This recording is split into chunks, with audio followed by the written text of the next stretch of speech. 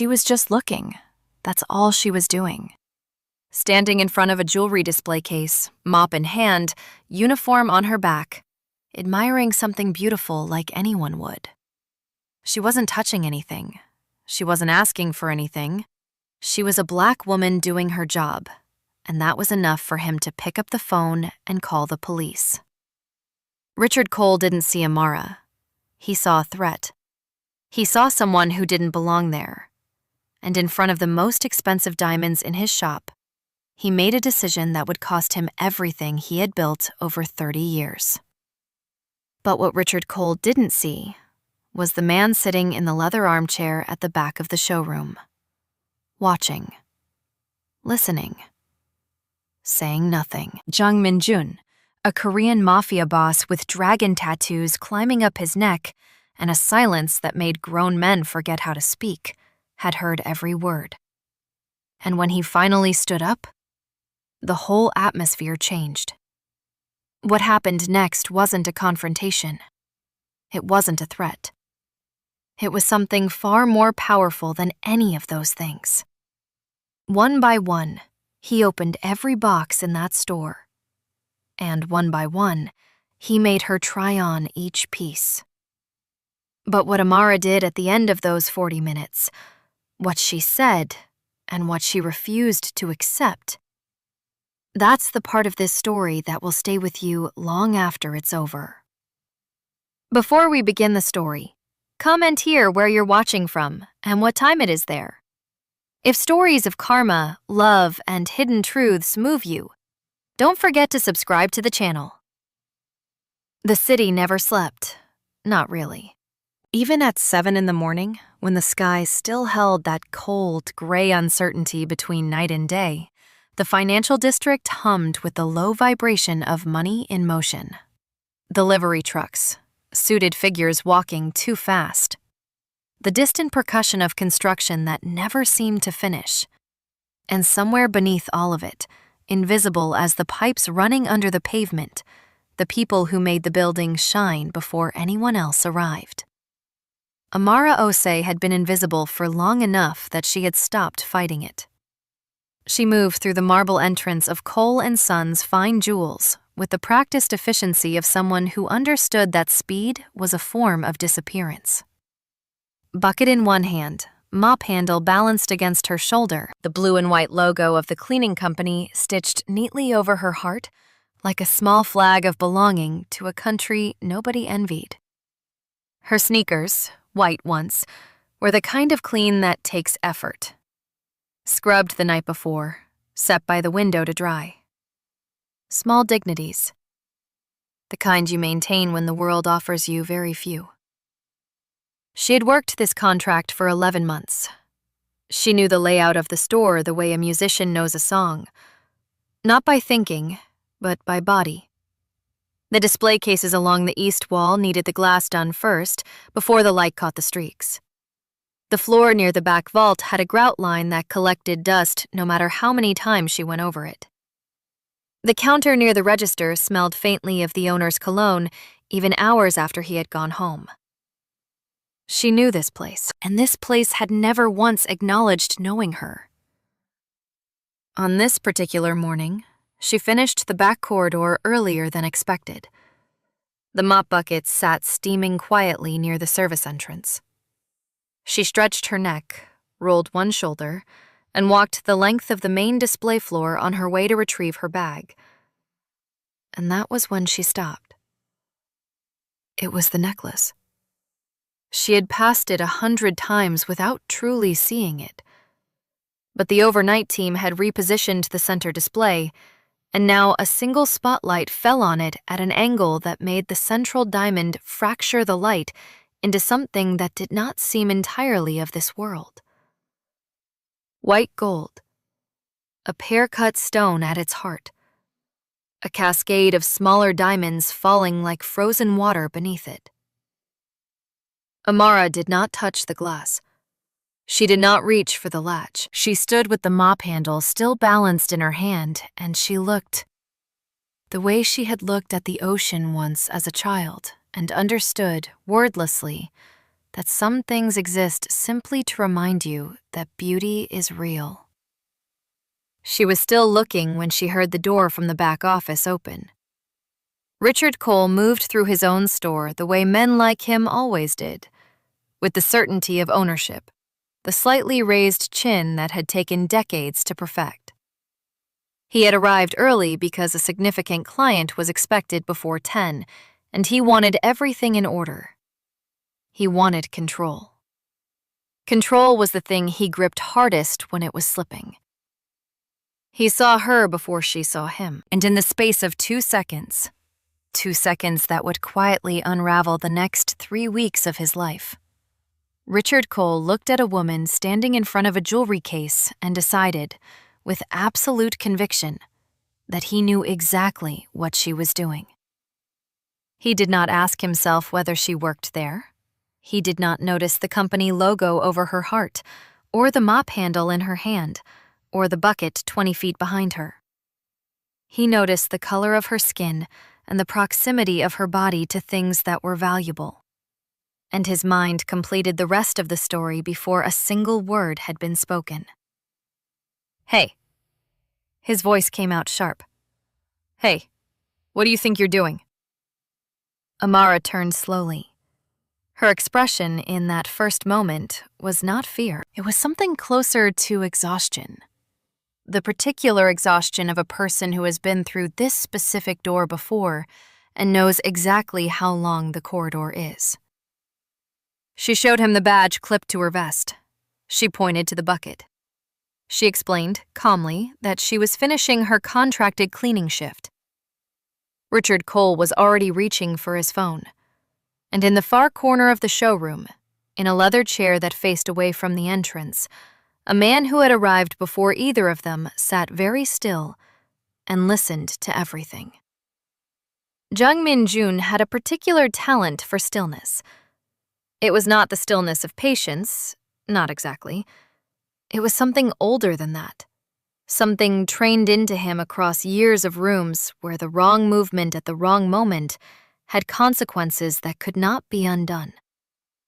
He had learned, very young, that the most dangerous men in any space were rarely the loudest ones.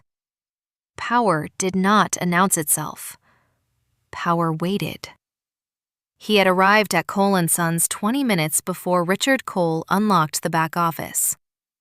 The assistant, a nervous young woman named Claire who handled his account and understood implicitly that certain client relationships required discretion, had let him in through the side entrance, offered him water he did not drink, and disappeared to retrieve a selection of pieces he had requested by telephone the previous afternoon.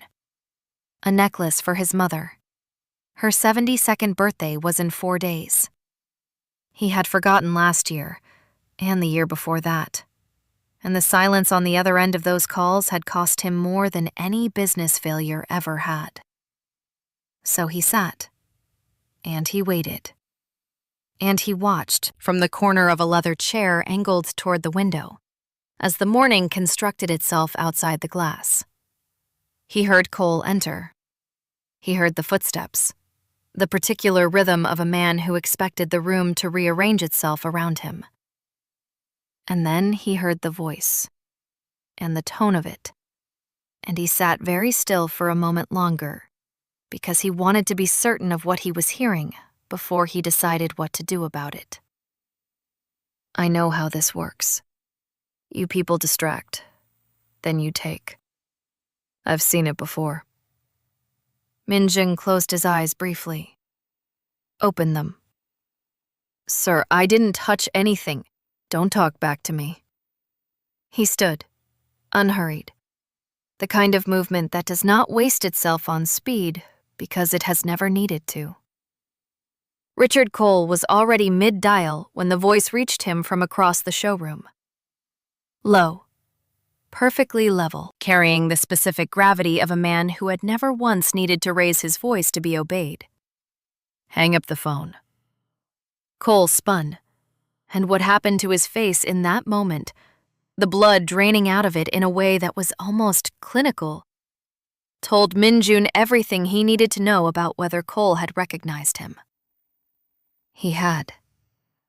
Which meant Cole already understood, on some animal level, that the calculus of this morning had shifted completely. Mr. Jang. Cole's voice attempted authority and produced something closer to a creak. I was simply protecting my... Did you see her touch anything? Silence. Did you see her open a case? More silence. The particular silence of a man watching an argument he thought he had already won dissolve into air. Then you called the police, Minjun said. Because she was standing still. He crossed the showroom floor without rushing, stopped in front of Cole, and removed the phone from his hand with the calm of someone retrieving something that was never really the other person's to hold. He ended the call, set the phone face down on the counter. Then he turned to Amara. She had not moved. She stood exactly where Cole had found her, mop handle still in her grip, and her expression was the most composed thing in the room. Not because she was unaffected. Minjun could see the tension running across her jaw, the deliberate steadiness of her breathing, but because she had decided, somewhere in the last 90 seconds, that she would not give either of them the satisfaction of watching her collapse. He respected that more than he could have explained. What is your name? He asked. She studied him for a moment, the tattoos on his neck. The way Claire, who had reappeared in the doorway with a tray of velvet-cushioned pieces, had gone completely rigid. Amara, she said. Amara. He repeated it the way he repeated things he intended to remember. Do you like jewelry? Her eyes moved briefly to the necklace in the center case, the one that had stopped her, then back to him. I was just looking. I know. He turned to the display case. Then look properly. He found the service key in the drawer behind the counter. Claire made a small, involuntary sound that she immediately swallowed, and he began opening the cases, methodically, without theater. He laid pieces on the black velvet runner along the main counter. Necklaces, bracelets, 2 pairs of earrings, a cuff that caught the light like something architectural. Richard Cole stood beside his own register and said nothing. His face had passed through several colors and settled finally on a gray that suggested nausea. Mr. Jang, he tried again. Those pieces are still here, Minjun said without looking at him. Like everything else in this room. He lifted the first necklace. Not the one Amara had been admiring, a different one, something with rubies set in yellow gold, and held it out toward her across the counter. Not insistently, simply as an offering that she could accept or refuse on her own terms. Try it. Amara looked at the necklace, looked at him, looked at Cole, whose jaw had tightened into something that was trying very hard to be authority and landing somewhere closer to desperation. And then, with the slow deliberateness of someone who understands that certain moments are bigger than they appear, she set the mop handle against the counter, reached out, and took it. What followed was something that none of them, not Amara, not Cole, not even Claire, who had pressed herself quietly against the doorframe with the tray still balanced in her hands, could have described accurately afterward, because it did not feel like something that was happening so much as something that was being revealed. Minjun moved along the counter with the unhurried precision of a man who had made thousands of decisions and learned, somewhere along the way, to trust the ones that arrived without noise. He would lift a piece, consider it for a moment, then extend it toward Amara. She would try it. He would look, not at the jewelry, but at her, and then he would say simply, "That one, no," or "Leave that one," or nothing at all, which meant she should take it off. He was not performing. That was the thing that made it strange. There was no audience in his calculation, no gallery he was playing to.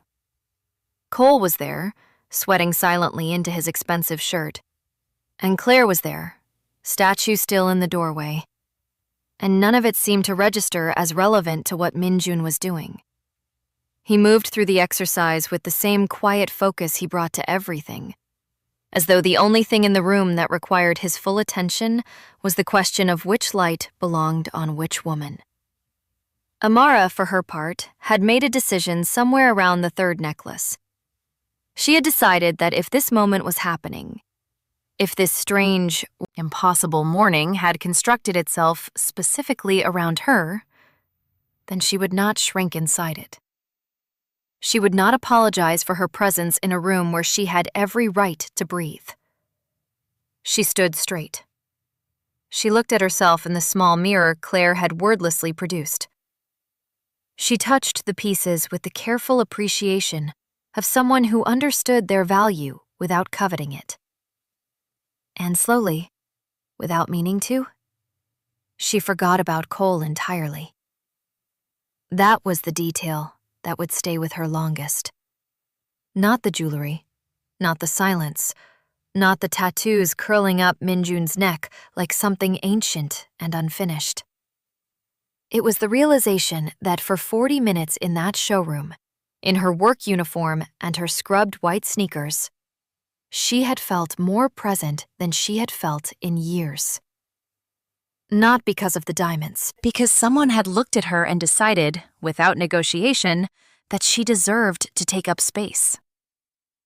Minjun set down the final piece, a bracelet he had considered and dismissed, and stood back. He looked at the counter, then at Amara, then at the first necklace, the one she had been studying when Cole's day began its long unraveling, the one with the pear-cut diamond, the one that had fractured the light into something that didn't seem entirely of this world. That one, he said. Claire moved immediately, lifting it from its cushion with both hands. She brought it around the counter and fastened it at the back of Amara's neck with practiced fingers. And when Amara looked at herself in the mirror this time, something in her expression shifted. Not into happiness exactly, but into a recognition, like seeing something confirmed that she had suspected about herself for a long time, but had never had occasion to verify.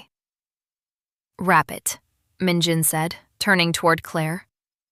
"Of course. Shall I note it for your mother's account, Mr.?" "No." Claire paused. He nodded once toward Amara. "For her." The room held its breath. Cole made a sound that began as an objection and dissolved before it reached language. Amara turned from the mirror and looked at Minjun directly. Really looked. The way she had looked at the necklace that morning, with the full attention she reserved for things that deserved it. "No," she said. The word landed quietly. Minjun did not react with surprise. He regarded her the way he regarded most things that pushed back against him, with a slow, recalibrating attention. "No," he said. "No." She reached up and unclasped the necklace herself, set it on the velvet with both hands. "I'm not a problem you fix with a purchase. I'm not a charity case. And I'm not something you balance against him." She did not look at Cole when she said it. She didn't need to. What happened here this morning happened. A necklace doesn't unhappen it. Minjun was quiet for a long moment. Outside, the city continued its indifferent percussion. A truck reversed somewhere on the street. The spotlight above the empty display case hummed with a frequency nobody in the room could hear, but everyone could feel. "You're right," he said finally. And the simplicity of it. No negotiation, no deflection, no wounded pride, was the last thing any of them expected. He picked the necklace up from the velvet, held it for a moment, turning it once in the light. Then he placed it back in its box himself, closed the lid, and extended it across the counter toward her. Not as a gift this time, and not as compensation. As something else. Something that didn't have a clean name. Not a purchase, he said. A record. Proof that you were here, and that you were seen, and that what happened to you this morning was wrong. A pause. You can throw it in the river if you want. But take it. Amara looked at the box for a long time. Then she looked at him. Then, with the same deliberateness she had brought to every decision in the last 40 minutes, she picked it up. She did not thank him. He did not expect her to. She collected her mop, her bucket, and her bag from the service corner. She walked the length of the showroom, past the empty display cases, past Claire, past Richard Cole, who stood beside his register with the hollowed expression of a man watching something he built begin to crack at the foundation.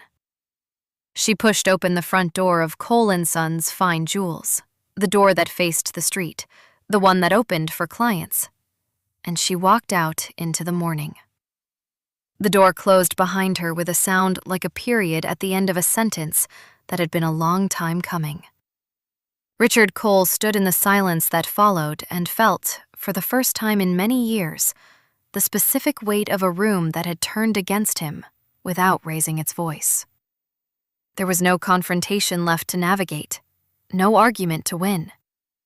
The woman was gone, the necklace was gone, and Jang Min-jun was standing 12 feet away, adjusting the cuff of his blazer with the calm of a man who had already moved on to his next thought. "The piece is for my mother," Min-jun said to Claire without looking at Cole. "I'll take the second selection," the pearl said. Claire nodded rapidly and disappeared into the back, grateful for the excuse to leave the room. Cole cleared his throat. He had been constructing a sentence for the last 4 minutes, something that began with the words, "I understand that," and ended somewhere near an apology that cost him as little as possible. He opened his mouth. "Don't," Min-jun said. Just that. One word. He did not look up from the cuff he was straightening. He did not explain what he meant. He did not need to. Cole's mouth closed. What Min-jun did not say in that showroom on that morning was anything that could be repeated in a courtroom or carried to a lawyer's office or recorded as a threat. He said nothing that constituted a promise. He made no gesture that could be described as intimidation. He simply stood in Richard Cole's store for another 11 minutes while Claire packaged the pearl set in tissue and ribbon, paid in full by card, a legitimate card, registered to a legitimate holding company, thanked Claire by name, and walked out the same side door he had entered through. He did not look at Cole again. That was the part Cole would remember longest. Not the confrontation. Not the 40 minutes of diamonds laid out across his counter for a cleaning woman in a blue vest. It was the fact that when Min-jun left, he did not look back. The casual, complete indifference of a man who had already finished considering you. 3 days later, an anonymous complaint was filed with the city's business licensing authority regarding Cole & Sons Fine Jewels. It cited irregularities in import documentation for a shipment of stones from Antwerp, dated 18 months prior. The complaint was detailed, precise. The kind of precise that suggests the person who wrote it had access to records they should not have had access to, or had simply known where to look and had the patience to look carefully. The investigation that followed was not dramatic. It did not arrive with flashing lights or television cameras. It arrived as a letter, then a second letter, then a meeting request from a federal auditor whose expression suggested he had seen this particular shape of concealment many times before. The store remained open during the initial inquiry because these things always took longer than anyone expected, and Cole spent those weeks standing behind his register with the smile of a man performing normality for an audience he could not see. The store closed on a Tuesday. no announcement. The sign in the window said temporarily closed for renovation, which fooled no one who had been paying attention to the increasingly sparse window displays over the preceding weeks. The auctioneers arrived the following Thursday. Richard Cole moved in with his brother in the suburbs. The signet ring was the last thing he sold. Amara gave her notice to the cleaning company on a Friday afternoon, over the phone, in the parking lot of the Small Business Administration office where she had just submitted her first round of paperwork. The woman on the other end of the call asked if there was anything they could have done differently. Amara considered the question with the seriousness it probably didn't deserve. "No," she said. "I just need to do something that's mine." She started with 2 employees, her cousin Marcus, who was reliable and strong and asked very few questions, and a woman named Deb, who had 30 years of commercial cleaning experience and the reputation for being impossible to rattle. 3 contracts in the first month. A small office shared with 2 other micro-businesses on the 4th floor of a building downtown. A second-hand vacuum that worked better than it looked. She did not think about the necklace often. It was in a box in the drawer of her nightstand, beneath a folded photograph of her mother and a spare set of keys to the apartment. She had opened the box twice, once the night she brought it home, and once on a Sunday morning when the light came through the window at an angle that reminded her of something she couldn't quite name. She had not thrown it in the river. She had not worn it either. Not yet. It was not the right moment. And she would know the right moment when it arrived, because she had learned, in the particular school of that morning, to trust her own judgment about what she deserved and when she deserved it. Jang Min-jun gave his mother the pearl set at a restaurant they went to every year on her birthday. A small place near the water that had been there since before either of them could remember. His mother held the box in both hands for a long time before opening it, which was what she always did, as though the anticipation was itself a kind of gift. When she finally opened it and saw what was inside, she looked up at him with an expression that he had been chasing his entire life without knowing it had a name.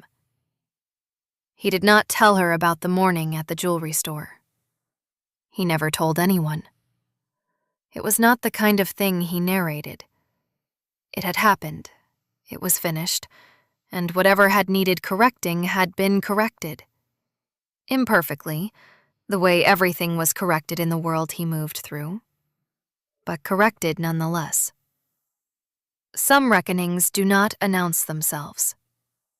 They do not arrive with apologies or courtroom verdicts or the satisfying symmetry of a story that has been written to comfort you. They arrive as a letter from a federal auditor, as a store that is simply, one day, no longer there. As a woman in a blue vest who walks out a front door she was never supposed to use and keeps walking, all the way to something that belongs to her. The city keeps moving. It always does. And underneath it, invisible as the pipes running beneath the pavement, the people who built things from nothing continue building. In the early morning, before anyone arrives, when the light is still that cold gray uncertainty between night and day, and the world has not yet decided what it thinks of them. It never did get to decide. Not about her. If this story moves something in you, take a moment and ask yourself this. Have you ever been in a room where someone looked right through you? Where they saw your uniform, your skin, your circumstances, and decided they already knew everything about you? And if someone unexpected ever stood up for you in that moment, would you have had the strength to still stand up for yourself the way Amada did?